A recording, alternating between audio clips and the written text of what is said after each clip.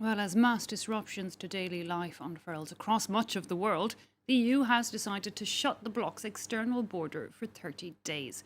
The UK, no longer technically an EU member, is being considered one, for now at least on this basis, to help its citizens and citizens on all sides to progress. However, so far London has taken a much more lenient approach to stemming the virus, and the French say that the border with Britain may indeed close unless this changes.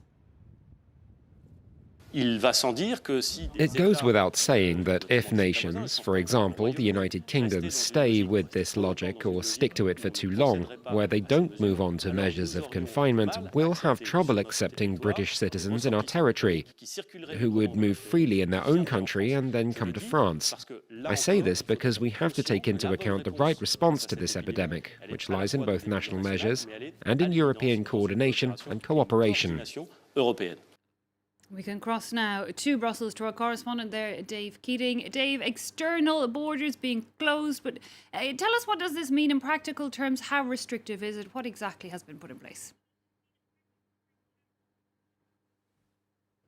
Well, there are some exceptions. So the 27 EU leaders agreed to follow the Commission's advice to close their borders to only EU citizens. That is actually a national competence, so it required every country to decide to do that on their own. Every EU country has agreed to that except Ireland. The reason why Ireland hasn't is because the UK is not participating in this. They are not going to join everyone else in restricting outside visitors. And Ireland, because it has a common travel area with the UK, must do what the UK decides. Now, there are exemptions here for people transporting goods, for immediate family members of EU citizens, but most notably, there are 4 countries in which the citizens are not EU citizens, but they are part of the EU single market. That's Switzerland, Norway, Iceland, and for the moment, the UK, because the UK is part of the single market until the end of this year, until the end of that transition period. Now, as the French Prime Minister was outlining last night, any country could at any moment decide that one of those 4 countries is no longer exempt because they're basically getting special permission to enter at the moment. And the thought with the UK is they have, up to this point, been pursuing such a different strategy to the rest of Europe in terms of containing this outbreak, that if that continues and the UK continues to go on a very different path, there's really no way they could keep that border open. The reality here is that so many airlines are canceling flights that this may be a moot point after a while. If you can't actually fly into these countries, then it isn't really that important what border restrictions you put in. Indeed. Interesting, though, to see how the 27 have reacted. It sounds like it was more or less a unanimous decision to move forward on that external border areas, even if there are differences, as you say there, with Ireland. But what other measures might be taken, do you think, in relation to this COVID-19 at a multinational level?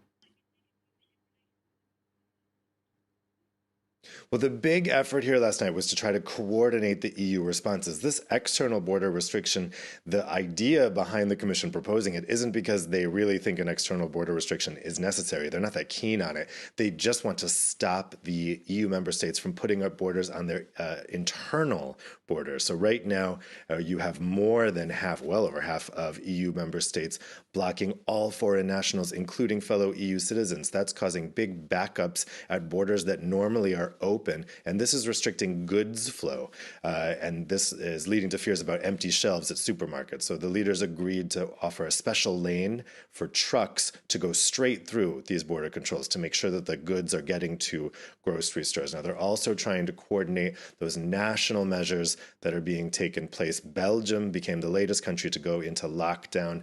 It will become at noon today. We're going into lockdown here. And so there was also a big discussion about those national measures to keep people at home. We have a growing list of countries now in lockdowns, but then in other countries, we have much less stringent measures. So they're trying to get one cohesive response here. We still have a degree of difference between different member states, but it does seem now that the EU countries are all going in the same direction, at least. Okay, Dave, thanks so much for giving us that global EU view of the situation. Very helpful to know what restrictions are in place and what may be to come. Dave Keating there, coming to us from Brussels.